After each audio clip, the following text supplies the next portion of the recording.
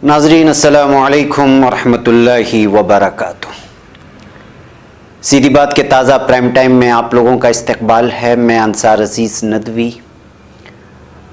आज के ताज़ा प्राइम टाइम में मैं आप लोगों को तुर्की में तुर्की के सदर जनाब सदर एर्दोगान की पार्टी को कामयाबी हासिल हुई है बल्दियाती इंतखाबात में, उसकी तफसीलात रखूँगा।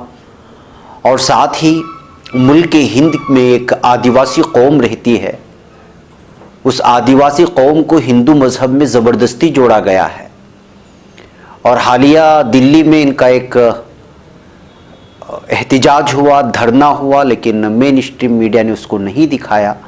और उनका मुतालबा क्या था, ये सारी चीज़ें मैं आज आप लोगों के सामने तफसीलन रखूँगा। ये मालूमाती भी है और हम तमाम लोगों को मालूम भी होना चाहिए, इसलिए आप लोग इसको ज़रूर देखें और सुनें और दूसरों तक पहुँचाएँ। और जिन लोगों ने हमारे चैनल को सब्सक्राइब नहीं किया है वो सब्सक्राइब कर लें। नाज़रीन, तुर्की में कल मुनाकिदा इंतखाबात में पार्टी इत्तिहाद की जीत हुई है। तुर्की भर में अवामी इत्तिहाद कामयाब रहा। जस्टिस एंड डेवलपमेंट पार्टी और नेशनलिस्ट मूवमेंट पार्टी का तश्कील करदा अवामी इत्तिहाद 51.74% की शरह से कामयाब रहा। रिपब्लिकन पीपल्स पार्टी और ई पार्टी का जुमला इत्तिहाद, जिसको मिल्लत इत्तिहाद कहा गया, 37.64% के साथ दूसरे नंबर पर रहा। बल्दियाओं के मुताबिक वोटों की तकसीम कुछ इस तरह रही। तमाम बल्दियाओं का 44.42%, Justice and Development Party 30.7%, Republican People's Party 7.25%, Nationalist Movement Party 4.2%, People's Democratic Party ने हासिल किया। दीगर पार्टियां बल्दियाओं का 6.60% हासिल कर सकी। तमाम बल्दिया मेयर सीटों पर निगाह डालने से Justice and Development Party 796, Republican People's Party 246, Nationalist Movement Party 227, People's Democratic Party 69 और ई पार्टी 21 बल्दिया में मुंतखब हुए। तो नाज़रीन, इस जीत के बाद सदर रजब तैयब एर्दोगान ने कौम का शुक्रिया अदा किया है। उन्होंने इस्तांबुल से अनकरा आमद पर पार्टी मरकज से खिताब के दौरान आवाम से कहा कि इत्तेहाद, जमहूर पर एतमाद और मुल्क की बका पर हसासियत का मुजाहरा करने पर बिलखुसूस जनूबी मशरक़ी तुर्की में बसे कुर्दी आवाम का शुक्रिया अदा किया। उन्होंने कहा कि सियासी बसीरत कौम को हकीर समझने में नहीं बल्कि उनकी खिदमत करने का नाम है, जिसका सिलसिला जारी रखा जाएगा। उन्होंने एक बार फिर इस बात का यादा किया कि 4.5 साल तक मुल्क में इंतखाबात नहीं होंगे, लिहाजा इस अरसे में हम आवामी खिदमत को अपना शिआर बनाना जारी रखेंगे और तमाम तस्फिया तलब मसाइल को हल करने के लिए दिन रात ये करेंगे।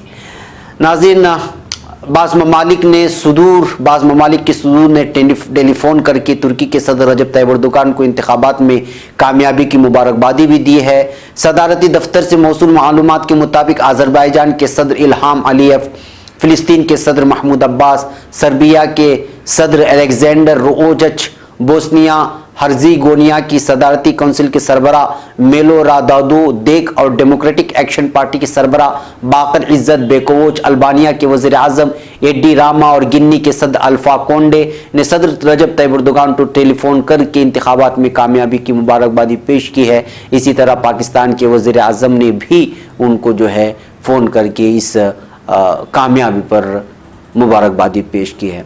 नाज़रीन, दरअसल तुर्की के इंतखाबात हमेशा से लोगों के दिलचस्पी का बाइस रहे हैं। जब से सदर रजब तैयब एर्दोगान लोगों के मकबूल और फिर आलम इस्लाम ही नहीं बल्कि पूरी दुनिया में जब से वो एक मकबूल लीडर बन चुके हैं मुसलमानों के, तो उस वक्त से तुर्की का छोटी सी छोटी बात को भी संजीदगी से लिया जाने लगा।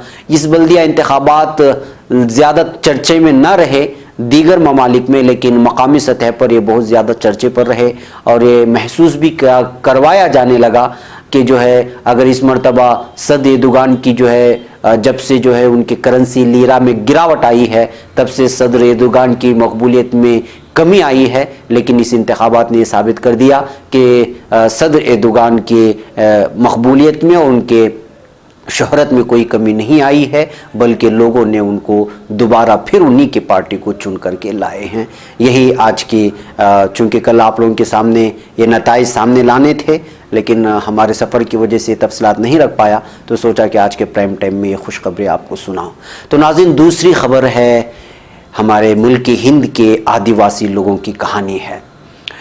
नाज़रीन, संतोषी मिरकाम नामी एक शख्स ने दी वायर में बहुत तफसीलन इस पर रोशनी डाली है। उसका खुलासा मैं आप लोगों के सामने पेश करता हूँ। जब मुल्क के सारे मीडिया चैनल हिंदुस्तान पाकिस्तान के दरमियान कशीदगी को लेकर ज़ोर शोर से बहस व मुबाहसे का सिलसिला चला रहे थे, उसी दौरान मुल्क के तकरीबन 19 रियासतों के कबाइली नुमाइंदे राजधानी दिल्ली वाक़े जंतर मंतर पर आए और अपने एक रोज़ा मुजाहरे के बाद चुपचाप चले भी गए। हमेशा की तरह इस बार भी टीवी चैनलों ने ही नहीं, बल्कि दिल्ली से छपने वाले मकामी अखबारों ने भी इससे मुंह मोड़ लिया, इनकी खबरों से मुंह मोड़ लिया और इनको अपने अखबारों की जीनत बनाना और उनके मसाइल को सामने रखना ज़रूरी नहीं समझा, बल्कि दूसरी ज़बान में अगर कहा जाए तो सहाफ़त पर ये लोग बदनुमा दाग बन गए। एक भी खबर नहीं छपी कि आखिर वो क्यों आए थे और उनकी तकलीफ क्या थी। मुल्क की आबादी में तकरीबन 12 करोड़ का हिस्सा रखने वाले आदिवासियों के सामने मुद्दा है मजहब का। वैसे तो ये बहस काफ़ी पुरानी है कि आदिवासियों का मजहब कौन सा है या कौन सा नहीं है, लेकिन खुद जंतर मंतर पर आए कबाइली नुमाइंदों का मानना है कि मरदमशुमारी में या चाहे कहीं भी कोई फॉर्म भरने की बात आती है तो मजहब के कालम में उन्हें ट्राइबल या एबऑरिजिनल रिलीजियन यानी पैदाइशी मजहब चुनने का इख्तियार दिया जाना चाहिए। उनका कहना है कि 1951 में जब आज़ाद हिंदुस्तान में पहली बार मरदमशुमारी हुई थी तो आदिवासियों के लिए मजहब के कॉलम में 90 नंबर पर ट्राइब दस्तयाब था, ट्राइब लिखा हुआ दस्तयाब था, जिसके बाद वो ख़त्म कर दिया गया। उसके पहले भी जितनी भी बार मरदमशुमारी हुई थी आदिवासियों के लिए इख्तियार मौजूद था। उनका इल्ज़ाम है कि उसको हटाने की वजह से आदिवासियों की गिनती अलग अलग मजहबों में बढ़ती गई, जिसकी वजह से उनकी कम्युनिटी की काफ़ी नुकसान हुआ और अभी भी हो रहा है, उनकी कोई ख़ास पहचान नहीं रह गई। इस मुजाहरे में शामिल बिहार के रहने वाले आदिवासी कारकुन महेंद्र ध्रुवा ने बताया, हमें कोई फॉर्म वगैरह भरना होता है तो दिक्कत हो रही है, क्योंकि मजहब के लिए सिर्फ 6 ऑप्शन दिए जाते हैं, हिंदू, मुस्लिम, ईसाई, बुद्ध, जैन और सिख। चूंकि हम खुद को उनमें से किसी भी मजहब से जुड़ा हुआ नहीं मानते तो हम किसको चुने। साल 2011 से पहले मजहब के कॉलम में 7वां कॉलम दीगर हुआ करता था, यानी अदर्स, तो कई लोग उसको चुन लेते थे, लेकिन अब इसको भी हटा दिया गया है। इससे नुकसान यह है कि आगे चलकर हमारी गिनती सब इधर उधर तकसीम हो जाएगी और किसी को पता भी नहीं चल पाएगा कि मुल्क में आदिवासियों की आबादी कितनी है। हम चाहते हैं कि मुल्क के तमाम आदिवासियों के लिए अलग से एक मजहब का कोड का ऑप्शन होना चाहिए या दिया जाना चाहिए। ध्रुवा ने आगे यह भी बताया, ब्रिटिश हुकूमत वक्त के तमाम मरदमशुमारी ब्रिटिश के दौरे हुकूमत में, यानी कि 1871 से 1931 तक के आदाद शुमार को देखा जाए तो उसमें भी आदिवासियों के लिए एबऑरिजिनल यानी असली बाशिंदा का इख्तियार चुनने का निज़ाम था। आज़ादी के बाद हुकूमतों ने इसको साजिशी के तौर पर ही हटा दिया ताकि आदिवासियों को हिंदू या किसी दीगर मजहब में जोड़कर दिखाया जाए। कोई ऑप्शन ना होने की वजह से कई लोगों को मजबूरन दूसरे मजहब को चुनना पड़ रहा है। बिहार की एक दीगर कारकुन सत्यनारायण सिंह ने बताया कि बिहार की आबादी में 6% आदिवासी हैं। मुल्क में हम सब आदिवासी गोंडी, कोयापुणम, आदि धर्म, सरना जैसे अलग अलग मजहबी तरीकों को मानते आ रहे, हालांकि इनमें से किसी को मजहब की पहचान नहीं मिली है। इन सब के लिए हुकूमत 7वें कॉलम में एक अलग मजहब कोड का ऑप्शन दिया है। इसका नाम ट्राइबल मजहब होना चाहिए ताकि आदिवासियों की पहचान बची रहे। उनका इल्ज़ाम है कि असली बाशिंदे का ऑप्शन हटाकर हुकूमत ने 1947 से ही उनको मजहबी गुलाम बनाना शुरू कर दिया था। मरदमशुमारी को लेकर ऑनलाइन सरकारी वेबसाइट्स को खंगालने पर जो मवाद मिला वो भी आदिवासी नुमाइंदों के इल्जामात की तस्दीक करता है। साल 2001 में हुई मरदमशुमारी के लिए जो हिदायत जारी किए गए थे उसमें हिंदू, मुस्लिम, ईसाई, सिख, बुद्ध और जैन, इन 6 मजहबों को 1 से 6 तक के कोड नंबर दिए गए थे। इसमें यह भी साफ तौर पर लिखा गया था कि दीगर मजहबों के लिए मजहब का नाम लिखें, लेकिन कोई कोड नंबर न दे। 2011 की मर्दमशुमारी में भी इसी तरह का तरीका अपनाया गया था। जब इनसे पूछा गया कि अलग अलग आदिवासी कम्युनिटी अलग अलग मजहबी रिवायात और रसूम की पैरवी करते हैं और उनकी जबान और बोली अलग है, तो ऐसे में वो सब एक मजहब में कैसे खुद को एकजा रख पाएंगे या एक मानेंगे। तो सत्यनारायण ने बताया, हमारा अंदाजा है कि मुल्क भर में आदिवासियों के अंदर कुल 83 मजहबी रिवाज हैं। हम चाहे किसी भी कम्युनिटी से खास से क्यों ना हो, किसी खास कम्युनिटी से क्यों ना हो, अपने अपने तरीके से अपनी पहचान, रस्म, देवी देवताओं, शादी ब्याह, जन्म, मौत, संस्कार वगैरह की तकलीद करेंगे, लेकिन हमें कौमी सतह पर एक मखसूस मजहबी पहचान मिलनी चाहिए ताकि हमें मजबूरन किसी दूसरे मजहब का सहारा लेना ना पड़े। जब यही सवाल महेंद्र ध्रुवा के सामने रखा गया तो उन्होंने बताया, अभी हम 19 रियासतों के नुमाइंदे यहाँ मौजूद हैं। हमारे दरमियान एक इत्तेफाक राय है कि इलाकाई सतह पर हमारी पहचान और सकाफत में तनव्वु भले हो, यानी मुख्तलिफ क्यों ना हो, लेकिन कौमी सतह पर तमाम आदिवासियों के लिए यकसां मजहबी पहचान या कोड होना जरूरी है। उन्होंने ये भी कहा कि ये बात हिंदू मजहब के लिए भी सही हो सकती है, क्योंकि सारे हिंदुओं में मजहबी रस्म रिवाज या पूजा अर्चना का तरीका एक जैसा नहीं है। आदिवासी नुमाइंदों का मानना है कि मुल्क के मुख्तलिफ आदिवासी कम्युनिटी में मजहबी रस्म रिवाज काफी हद तक एक जैसी होते हैं और तमाम कम्युनिटी बुनियादी तौर पर कुदरत के पुजारी होते हैं और उनके फलसफियाना सोच और ख्याल भी तकरीबन एक जैसे ही हैं। झारखंड के सरना आदिवासी इस मांग को लेकर कई सालों से जद्दोजहद कर रहे हैं। वो मांग रहे हैं कि मर्दमशुमारी में उनके आगे हिंदू ना लिखा जाए। उनका साफ कहना है कि हिंदू मजहब से उनका कोई लेना देना नहीं है और उनका मजहब सरना है। इस कम्युनिटी के लोग छोटा नागपुर इलाके में भी रहते हैं। लोहरदगा झारखंड से आई राजमणि अरानू, जो खुद सरना कम्युनिटी से हैं, ने उसने बताया कि उनके आबा व अजदाद सालों से सरना मजहब को मांगते हुए आए हैं, उसकी मांग करते हुए आए हैं कि सरना को एक अलग मजहब की शनाख्त दी जाए। उन्होंने कहा, आज मुल्क के तमाम आदिवासी इस मुद्दे पर मुत्तहिद हो गए हैं, तो 2021 में होने वाली मर्दमशुमारी से पहले हमें 7वें नंबर के कॉलम में अलग मजहब कोड मिलना चाहिए। लेकिन सवाल यह है कि आखिर ये मसला जज्बाती है या अमली। अलग से किसी मजहब का इख्तियार ना होने पर रोजमर्रा की जिंदगी में उनको अमली तौर पर क्या दिक्कतें आ रही हैं। जब ये सवाल बालाघाट के चंद्रेश मरावी के सामने रखा गया तो उन्होंने बताया कि मजहब कोड से दीगर को ऑप्शन हटाने से कई तरह की मुश्किलों का सामना करना पड़ रहा है। MNC में काम करने वाले चंद्रेश ने दी वायर से बात करते हुए अपने तजुर्बात को शेयर किया। वो बताते हैं कि जब 2011 में मर्दमशुमारी हो रही थी, मजहबी कोड में दीगर का ऑप्शन नहीं था और उनके एतराज के बावजूद उनको हिंदू चुनने के लिए कहा गया था, जिसको उन्होंने साफ मना कर दिया, यानी खुद को हिंदू कहलवानों से उन्होंने मना कर दिया। वो आगे कहते हैं, मेरी शादी का ऑनलाइन रजिस्ट्रेशन कराते वक्त भी मजहब कोड में कोई ऑप्शन ना होने की वजह से मजबूरन हिंदू मजहब को चुनना पड़ा था। हालांकि जब सर्टिफिकेट मिला तो उसमें मजहब का कोई जिक्र नहीं था।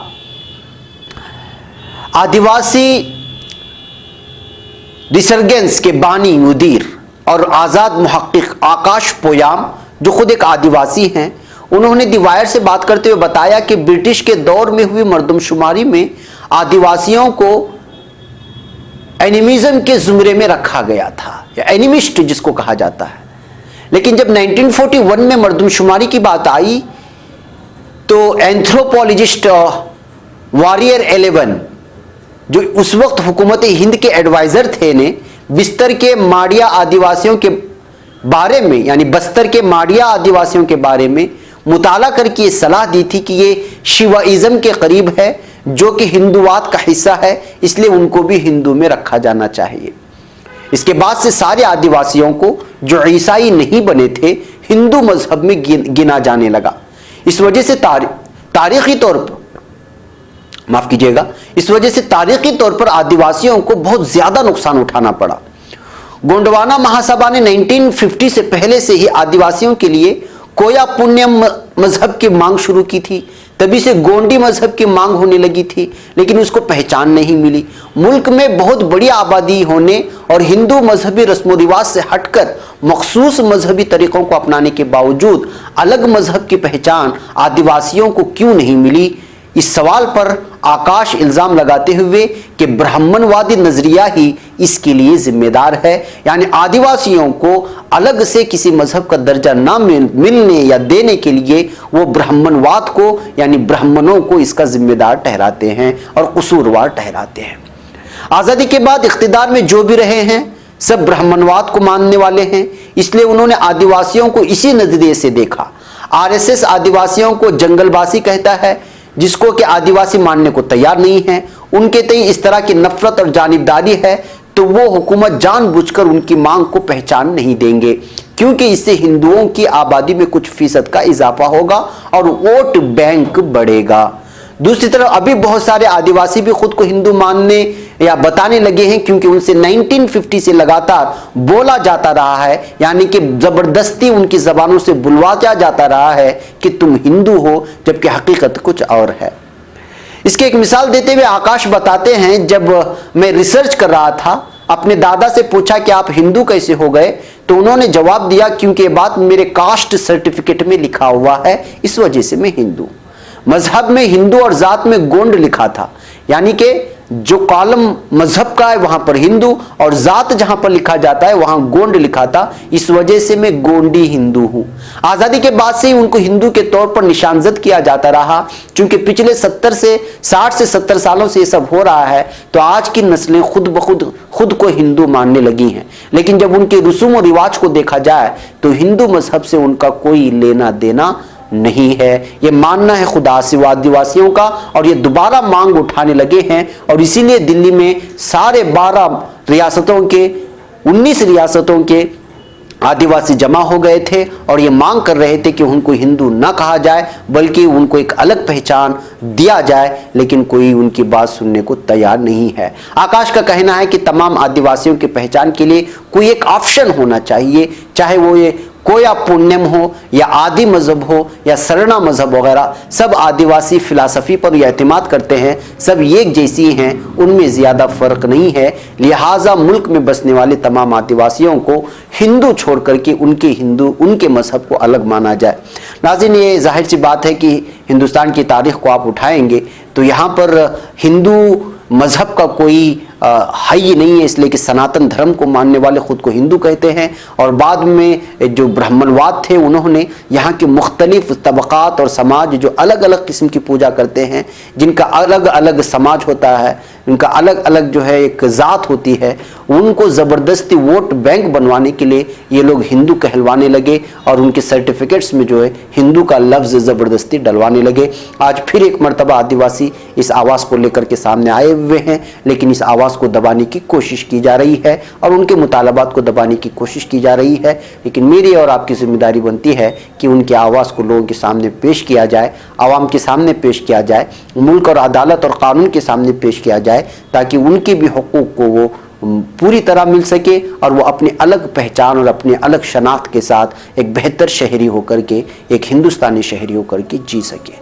चूँकि वोट बैंक का बहुत लंबा मामला है हिंदुस्तान में, इस वजह से जो है उनकी भी ज़ात को एक हिंदू मजहब से जोड़ करके वोट बटोरने की घिनौनी साजिश रची जा रही है।